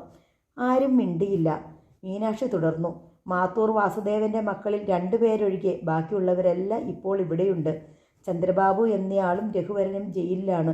അവരുടെ കേസ് നടത്തുകയോ അവരെ ജയിലിൽ നിന്ന് ഇറക്കുകയോ ചെയ്യുന്നത് നിങ്ങളുടെ പൊതുതാൽപര്യത്തിന് വിടുന്നു. ഞാൻ അക്കാര്യത്തിൽ ഒരു സഹായവും ചെയ്യാൻ ഉദ്ദേശിക്കുന്നില്ല. അവർ 2 പേരും ജയിലിൽ പോകാൻ ഞാനല്ല കാരണക്കാരി. എന്നാലും ഈ 5 മക്കളും സൗകര്യം കിട്ടുമ്പോഴൊക്കെ ഒരു കാര്യം ഓർക്കുന്നത് നന്നായിരിക്കും. എൻ്റെയും എൻ്റെ അനുജത്തിയായിരുന്ന കല്ലുമോളുടെയും നിങ്ങളുടെയും അച്ഛൻ ഒരാളായിരുന്നു, മാത്തൂർ വാസുദേവൻ. അദ്ദേഹമില്ലെങ്കിൽ നിങ്ങളോ ഞാനോ ഇല്ല. എന്നെ പ്രസവിച്ചത് മറ്റൊരമ്മയായിരുന്നെങ്കിലും ഒരമ്മയുടെ സ്നേഹവാത്സല്യങ്ങൾ മുഴുവൻ എനിക്ക് തന്നത് നിങ്ങൾ 5 പേരെയും പ്രസവിച്ച മാത്തൂരെ ജാനകിയമ്മയായിരുന്നു. എല്ലാ കണ്ണുകളും കാതുകളും മീനാക്ഷിയിൽ തന്നെ കേന്ദ്രീകരിച്ചു. നമ്മുടെ അച്ഛനെ അച്ഛനായോ എന്നെ സഹോദരിയായോ കല്ലുമോളെ അനുജത്തിയായോ നിങ്ങൾ ആരും അംഗീകരിച്ചില്ല. എൻ്റെ അനുജത്തിക്ക് കിട്ടാതെ പോയ സഹോദര സ്നേഹം എനിക്കും ആവശ്യമില്ല. എന്നെ നിങ്ങളാരും അങ്ങനെ കരുതുകയും വേണ്ട. മാത്തൂര വാസുദേവന് ഏതോ തമിഴ്ത്തിയിലുണ്ടായ ജാരസന്ധതികളായിരുന്നല്ലോ നിങ്ങൾക്ക് ഞാനും കല്ലുമോളും. ഇനിയും അതിൽ കൂടുതൽ ഒരു പരിഗണന ഞാൻ ആഗ്രഹിക്കുന്നില്ല. എൻ്റെ അനുജത്തി ജൈനിമേട് ശ്മശാനത്തിലെ അനാഥക്കുഴിയിൽ കിടക്കുകയാണ് ഇപ്പോഴും. പക്ഷേ ഒരു സത്യം നിങ്ങൾ ഓർക്കണം. മാത്തൂർ തറവാട്ടിൽ അഭയം തേടി വന്ന അച്ഛനെ നിങ്ങൾ ആട്ടിയിറക്കിയപ്പോഴും അദ്ദേഹം ആരോഗ്യവും മനസ്സും തകർന്ന് അന്ത്യശ്വാസം വലിച്ചപ്പോഴും മാത്തൂർ തറവാട്ടിലെ തെക്കേ തൊടിയിൽ അദ്ദേഹത്തെ ദഹിപ്പിക്കുന്നതിനെതിരെ എതിർത്തുകൊണ്ട് മാറി നിന്നപ്പോഴും അദ്ദേഹം നിങ്ങളുടെ അച്ഛൻ തന്നെയായിരുന്നു. കല്യാണിയെ മാനഭംഗപ്പെടുത്താൻ ഈ സഹോദരന്മാരിൽ ഒരാൾ ഒരു ദുഷ്ടന് കൂട്ടുനിന്നപ്പോഴും ചിങ്ങഞ്ചിറ കോവിലിൽ അവൾ മരിച്ചു കിടന്നപ്പോഴും ജയിനിമേട്ടിൽ ഒരു അനാഥ ശവം പോലെ അവളെ മറവ് ചെയ്തപ്പോഴും അവൾ നിങ്ങളുടെ എല്ലാ അനുജത്തി തന്നെയായിരുന്നു. ഞാനോ മാത്തൂർ തറവാട്ടിലിട്ട് നിങ്ങളെല്ലാവരും ചേർന്ന് വേദനിപ്പിച്ചപ്പോഴും മറയൂരെ ഭൈരവൻ എന്നെ വിൽക്കാൻ തീരുമാനിച്ചപ്പോഴും പയ്യലൂരിലെ പഴയ റൈസ് മില്ലിൽ നിന്ന് എന്നെ ആട്ടിയിറക്കിയപ്പോഴും ഞാൻ നിങ്ങളുടെ സഹോദരി തന്നെയായിരുന്നു. മീനാക്ഷി പറഞ്ഞു നിർത്തിയപ്പോൾ ഹാളിൽ മുട്ടുസൂചി വീണാൽ കേൾക്കാവുന്ന നിശബ്ദത വ്യാപിച്ചു. ഒടുവിൽ മീനാക്ഷി തന്നെ നിശബ്ദത ഭഞ്ജിച്ചു. ബന്ധങ്ങളിലൊന്നും വലിയ അർത്ഥമില്ലെന്ന് നിങ്ങൾ എനിക്ക് കാണിച്ചു തന്നു. സ്വന്തം അച്ഛനെ തള്ളിപ്പറഞ്ഞുകൊണ്ട്, സ്വന്തം അനുജത്തിയെ മാനഭംഗപ്പെടുത്താൻ കൂട്ടുനിന്നുകൊണ്ട്, സ്വന്തം സഹോദരിയെ നിഷ്ഠൂരമായി ദ്രോഹിച്ചുകൊണ്ട്, സ്വന്തം അമ്മാവൻ്റെ മകനെ കഴുമരത്തിലേക്ക് തള്ളിവിടാൻ പാകത്തിൽ കള്ളസാക്ഷി പറഞ്ഞുകൊണ്ട്, സ്വന്തം പെറ്റമ്മയെ കൊലപ്പെടുത്താനുള്ള ഒത്താശകൾ ചെയ്തു കൊടുത്തുകൊണ്ട്, ചോരയ്ക്ക് പച്ചവെള്ളത്തിൻ്റെ കട്ടിപോലുമില്ലെന്ന് നിങ്ങൾ തെളിയിച്ചു. ശ്രീനിവാസൻ്റെയും ജയശ്രീയുടെയും സുപ്രയുടെയും അടക്കം മുഖങ്ങളെല്ലാം താനേ താണുപോയി. മീനാക്ഷി ചെറുതായൊന്ന് കിതയ്ക്കുന്നുണ്ടായിരുന്നു. അതുകൊണ്ട് എനിക്ക് നിങ്ങളുടെ അംഗീകാരവും ബന്ധുത്വവും വേണ്ട. നിങ്ങളുടെയൊക്കെ മക്കൾ എന്നെ സ്നേഹിക്കുകയും ബഹുമാനിക്കുകയും ചെയ്യുന്നുണ്ടെന്ന് എനിക്കറിയാം. അതിന് ഞാൻ വലിയ വില കൽപ്പിക്കുന്നുണ്ട്. കഴിയുമെങ്കിൽ നിങ്ങൾ പരസ്പരം സ്നേഹിക്കുകയും സഹായിക്കുകയും ചെയ്യുക. അത്രയേ എനിക്ക് പറയാനുള്ളൂ. മീനാക്ഷി തൻ്റെ ദീർഘമായ സംഭാഷണം അവസാനിപ്പിച്ചു. വേലപ്പൻ സംസാരിക്കാൻ വേണ്ടി എഴുന്നേറ്റ് നിന്നു. മീനാക്ഷി നമ്മളോട് ഇത്രയൊക്കെ സംസാരിച്ചു. അവൾ അനുഭവിച്ച വേദനയുടെ കനലുകൾ അടങ്ങിയിട്ടില്ലെന്ന് എനിക്ക് തോന്നുന്നു. സാരമില്ല, കാലം അവളുടെ മുറിവുണക്കട്ടെ. അവളുടെ മനസ്സിലെ പിണക്കത്തിൻ്റെ തീപ്പൊരി അണഞ്ഞു പോകട്ടെ. മീനാക്ഷി നമുക്കിടയിൽ തന്നെ ഉണ്ടാവുമല്ലോ. എന്തൊക്കെയായാലും ഇങ്ങനെയൊക്കെ സംഭവിച്ചു. ഒന്നും മനസ്സിൽ വെച്ചുകൊണ്ടിരിക്കാതെ നിങ്ങൾ ഇനിയുള്ള പ്രശ്നങ്ങളെ ഒത്തൊരുമിച്ച് നേരിടണം. ചന്ദ്രബാബുവും രഘുവരനും ജയിലിലാണ്. ഗൗരിദാസനും വിചാരണ തടവുകാരനായി കഴിയുകയാണ്. അവരുടെ കാര്യത്തിൽ ചെയ്യാവുന്നതെല്ലാം ചെയ്യണം.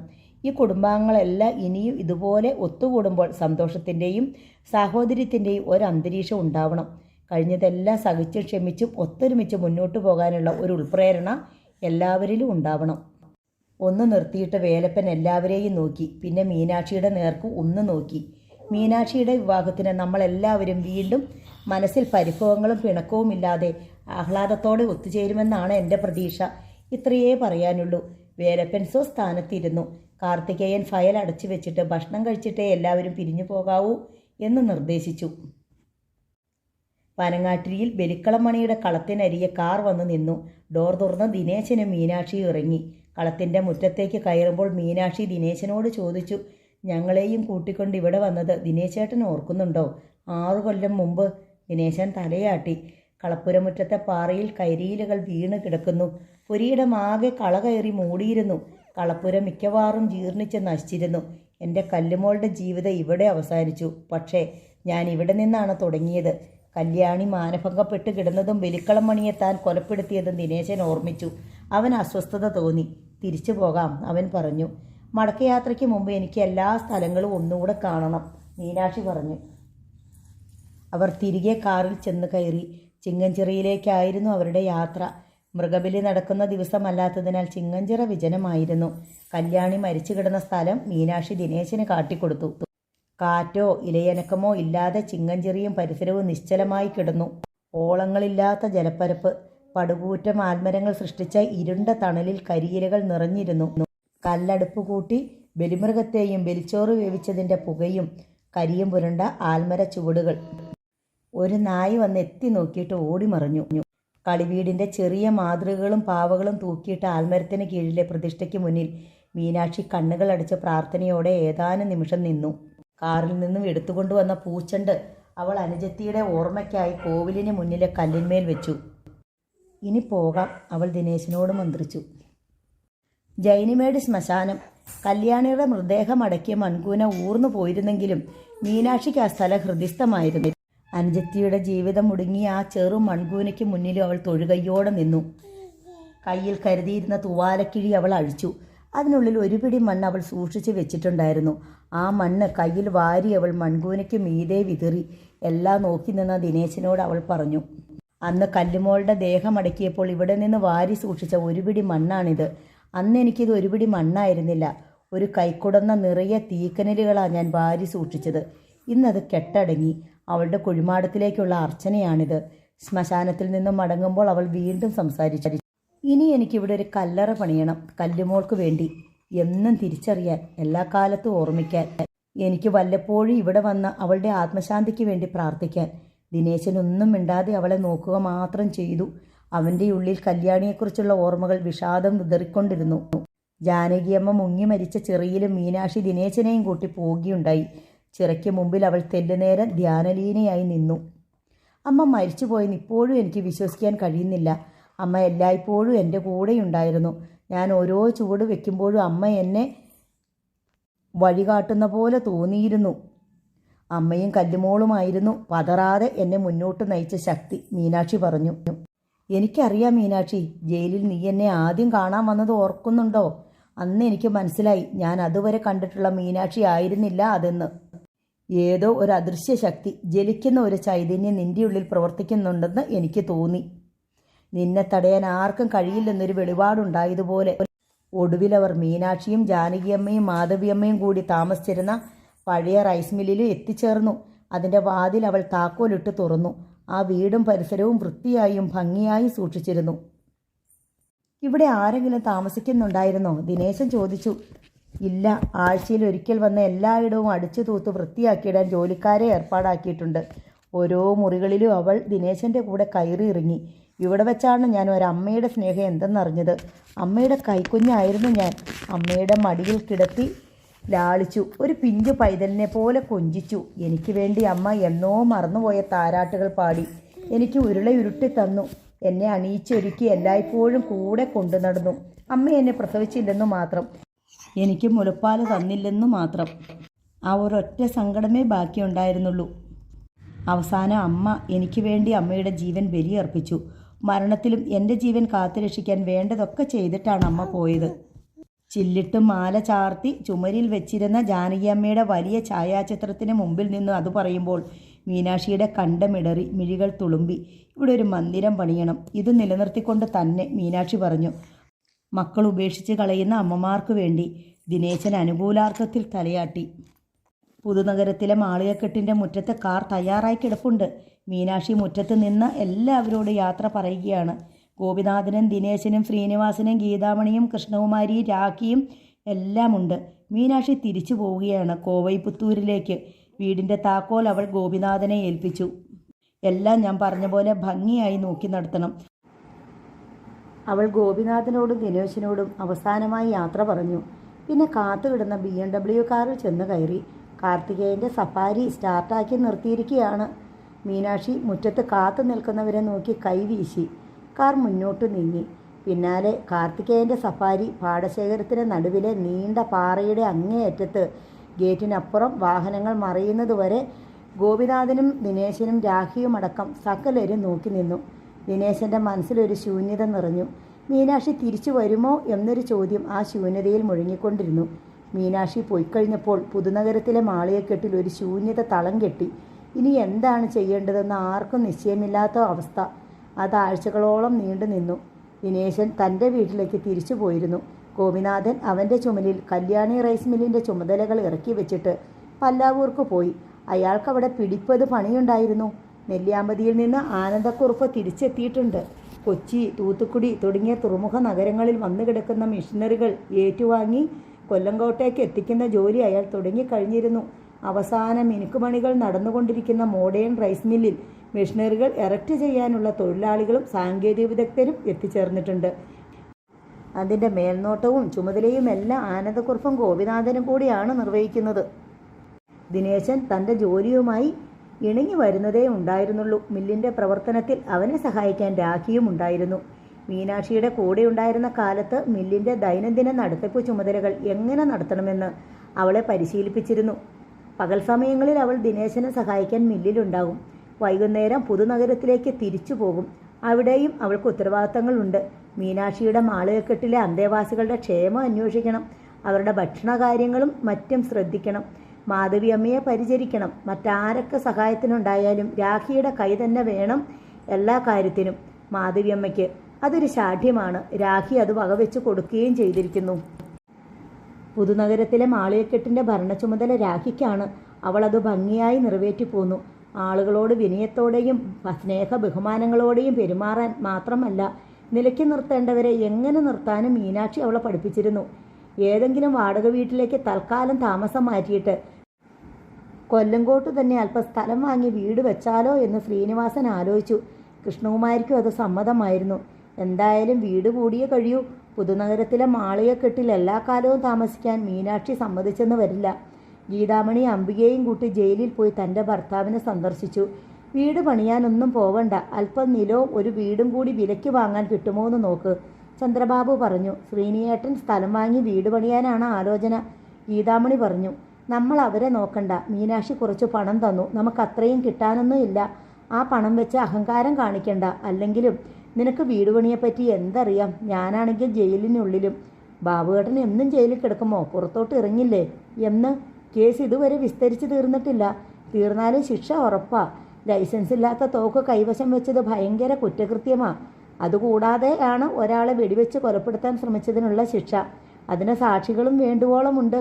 വല്ലതും ചെയ്യുന്നെങ്കിൽ മഹസർ എഴുതുന്നതിന് മുമ്പ് വേണമായിരുന്നു. ഇനിയിപ്പോൾ അതിന് രക്ഷയില്ല. കിട്ടുന്ന ശിക്ഷ അനുഭവിക്കുക തന്നെ. പൊതുവേ നിരാശനായിരുന്നു ചന്ദ്രബാബു. എനിക്കും ശ്രീനിയാട്ടനെ പോലെ വഴക്ക് രാജിയായി പുറമേ സ്വതന്ത്രമായി കഴിയാമായിരുന്നു. എൻ്റെ എടുത്തുചാട്ടമ്മ കുഴപ്പമെല്ലാം വരുത്തി വെച്ചത്, അയാൾ പരിതപിച്ചു. മീനാക്ഷി കളമൊഴിഞ്ഞു പോയതോടെ ഒരല്ലലുമില്ലാതെ കഴിച്ചുകൂട്ടാമായിരുന്ന തൻ്റെ ശിഷ്ടജീവിതം ജയിലിനുള്ളിലായിപ്പോയതിൻ്റെ നിരാശ ചന്ദ്രബാബുവിൻ്റെ വാക്കുകളിൽ പ്രകടമായിരുന്നു. ഗീതാമണിയും അംബികയും തിരികെ പോന്നു. ഒരു ദിവസം ജയശ്രീയും രേഷ്മയും ഇന്ദിരയും കൂടി പുതുനഗരത്തിൽ വന്നു. കോവൈപ്പുത്തൂരിലേക്ക് മടങ്ങിപ്പോകും മുമ്പ് മീനാക്ഷി അവരെ കാണാൻ ചെന്നിരുന്നു എന്ന് പറഞ്ഞു. ഗൗരിദാസന്റെ കേസിൻ്റെ കാര്യത്തിൽ ഇനി എന്താണ് ചെയ്യേണ്ടത് എന്നതിനെപ്പറ്റി ശ്രീനിവാസൻ ജയശ്രീയും മക്കളുമായി ചർച്ച ചെയ്തു. ആ കേസിൻ്റെ വിചാരണയും തീർന്നിട്ടില്ല. സ്ത്രീപീഡന കേസിലെ പ്രധാനപ്പെട്ട പ്രതികളിൽ 2 പേർ ഇപ്പോഴും ഒളിവിലാണ്. ജയശ്രീ ഭർത്താവിൻ്റെ കാര്യത്തിൽ മനഃപൂർവ്വം മൗനം അവലംബിച്ചു. ശിക്ഷയിൽ നിന്ന് ഒഴിവാകാൻ മാർഗമൊന്നുമില്ലെന്ന് അവൾക്കറിയാമായിരുന്നു. ഉപ്പ് തിന്നവൻ വെള്ളം കുടിച്ചേ പറ്റൂ. രേഷ്മയ്ക്കും ഇന്ദിരയ്ക്കും പക്ഷേ അച്ഛനോട് അല്പം സഹതാപമുണ്ട്. കേസിൻ്റെ കാര്യത്തിൽ ഒന്നും ചെയ്യാൻ പറ്റിയില്ലെങ്കിൽ ഇടയ്ക്ക് ജയിലിൽ പോയി അച്ഛനെ കാണണമെന്നും സംസാരിക്കണമെന്നും അവർക്ക് ആഗ്രഹമുണ്ട്. തെറ്റ് ചെയ്തവന് ശിക്ഷ കിട്ടിക്കൊള്ളട്ടെ എന്ന് വെച്ച് ബന്ധുക്കളും സ്വന്തക്കാരും ഒറ്റപ്പെടുത്തുന്നത് ശരിയല്ല എന്നായിരുന്നു അവരുടെ അഭിപ്രായം. ശിക്ഷ കഴിഞ്ഞ് എന്നെങ്കിലും ഒരിക്കൽ പുറത്തു വരേണ്ടവനും സമൂഹത്തിൽ ജീവിക്കേണ്ടവനുമാണ് അച്ഛൻ. അതിനുള്ള മാനസികാവസ്ഥയും ആത്മവിശ്വാസവും ധൈര്യവും നൽകാൻ ബാധ്യസ്ഥരാണ് ബന്ധുജനങ്ങൾ എന്നവർ കരുതി. രഘുവരൻ്റെ കേസും ചർച്ചയിൽ വന്നു. രഘുവരനെ ജാമ്യത്തിൽ ഇറക്കണമെന്നും അവൻ്റെ കൊലക്കേസ് ഏതെങ്കിലും നല്ല വക്കീലിനെ വെച്ച് വാദിപ്പിക്കണം എന്നും ശ്രീനിവാസന് ആഗ്രഹമുണ്ടായിരുന്നു.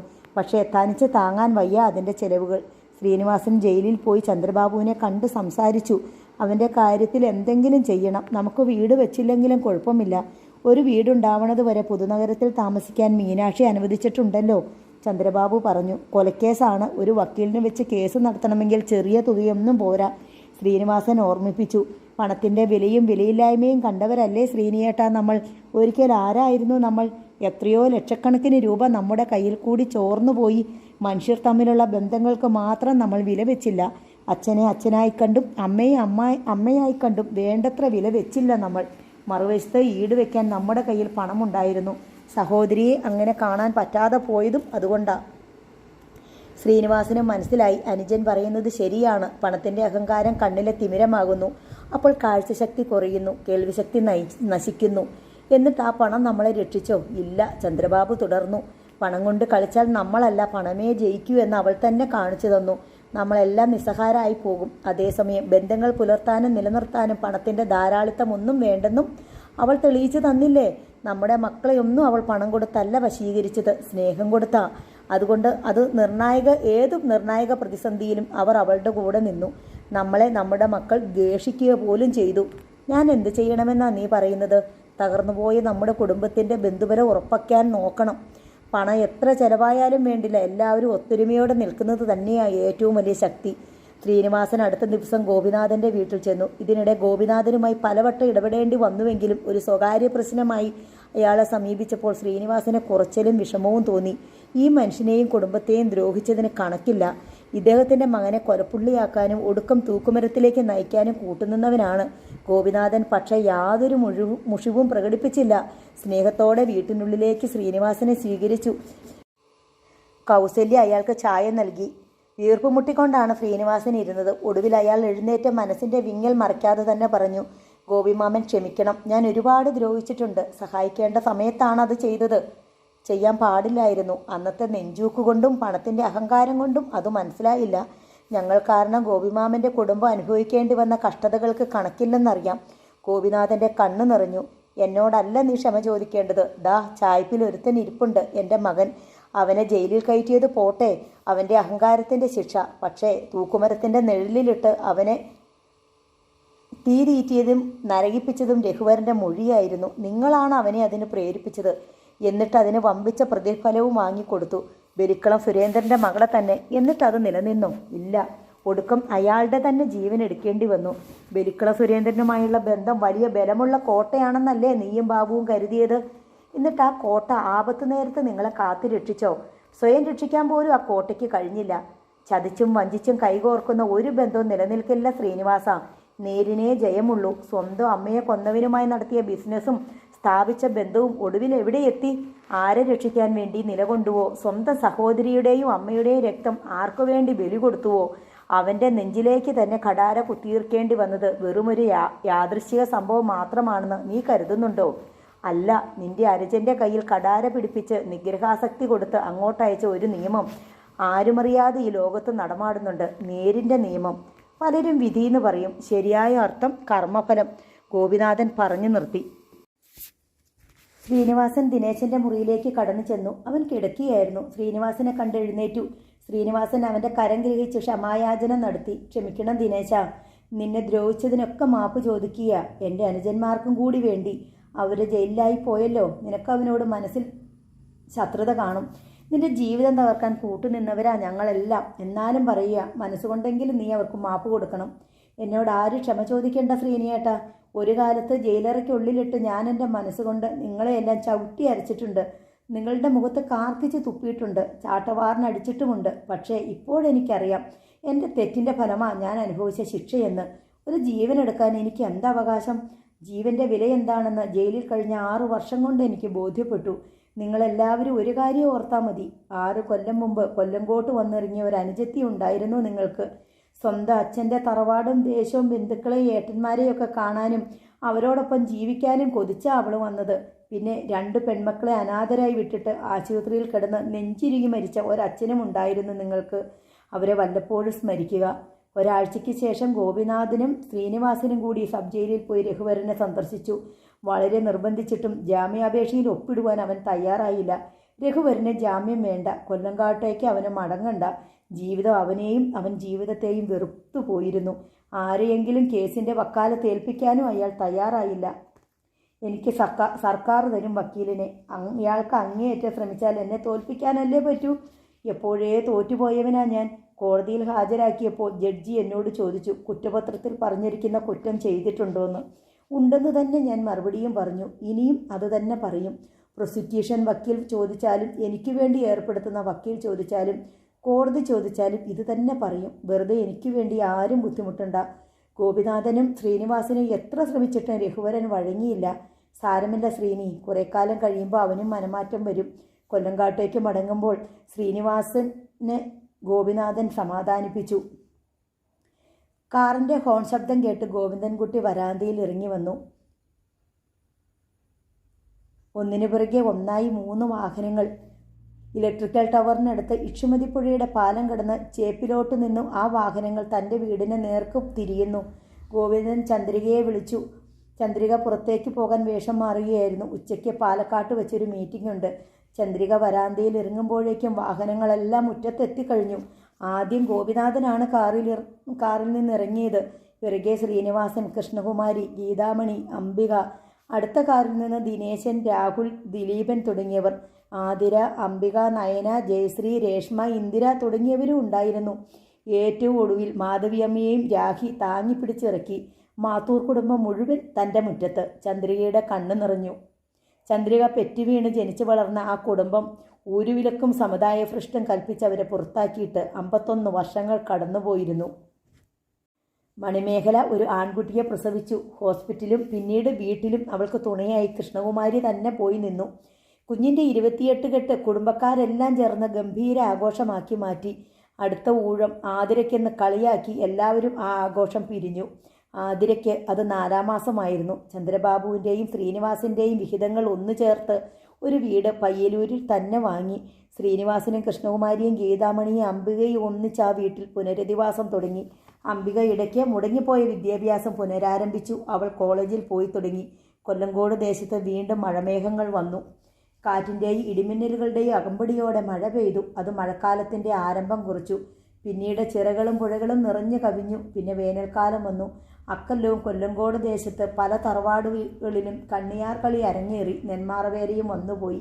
ഗൗരിദാസിൻ്റെ പെൺവാണിഭ കേസിൽ കോടതി വിധി വന്നു. ഗൗരിദാസിന് 11 വർഷം കഠിന തടവും 25,000 രൂപ പിഴയുമായിരുന്നു ശിക്ഷ. ചന്ദ്രബാബുവിൻ്റെ കേസ് വിസ്താരം തീർന്നു. വിധി പറയാൻ വെച്ചിരിക്കുകയാണ്. രഘുവരൻ്റെ കേസ് ഒരു വക്കീലിനെ വെച്ച് വാദിപ്പിക്കാനുള്ള ശ്രീനിവാസൻ്റെ ശ്രമം ഒടുവിൽ ഫലം കണ്ടു. രഘുവരൻ വക്കാലത്ത് ഒപ്പിട്ട് കൊടുത്തു. ജലജ ഇപ്പോൾ അനിരുദ്ധനോടൊപ്പം ഗൾഫിലാണ്. ബലിക്കള സുരേന്ദ്രൻ്റെയും മണിയുടെയും വസ്തുവകൾ ഇപ്പോൾ നോക്കി നടത്താൻ അവർ നാട്ടിലൊരു ബന്ധുവിനെ ഏർപ്പാടാക്കിയിരുന്നു. ജാനകിയമ്മയുടെ പേരിലുള്ള മോഡേൺ റൈസ് മില്ലിൻ്റെ നിർമ്മാണ പ്രവർത്തനങ്ങൾ മിക്കവാറും പൂർത്തിയായി കഴിഞ്ഞു. യന്ത്രസാമഗ്രികളെല്ലാം യഥാവിധി സ്ഥാപിച്ചു. ഉൽപ്പാദനം തുടങ്ങാനുള്ള ഏർപ്പാടുകൾ ചെയ്തു. ഇനി ഉദ്ഘാടനം മാത്രം നടത്തിയാൽ മതി.